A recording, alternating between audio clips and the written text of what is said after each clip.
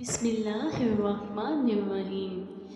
السلام علیکم۔ خاتم النبیین عرب میں کیوں؟ اگر ہم ملک عرب کو کریں زمین کے نقشے پر دیکھیں تو اس کے محل وقوع سے یہی معلوم ہوتا ہے کہ اللہ تعالیٰ نے ملک عرب کو ایشیا، یورپ اور افریقہ تین بڑے اعظموں کے وسط میں جگہ دی ہے۔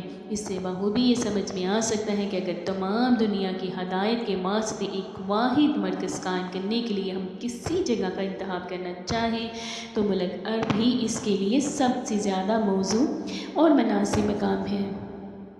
خصوصاً حضور خاتم النبیین صلی اللہ علیہ وآلہ وسلم کے زمانے پر نظر کر کے ہم کہہ سکتے ہیں کہ جب افریقہ اور یورپ اور ایشیا کی تین بڑی بڑی سلطنتوں کا تعلق ملک عرب سے تھا تو ظاہر ہے کہ ملک عرب سے اٹھنے والی آواز کو ان بڑے اعظموں میں پہنچائے جانے کے ذریعے بخوبی موجود تھے۔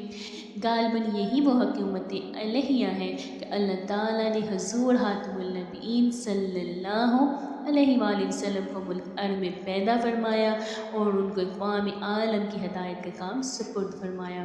واللہ تعالیٰ عالم۔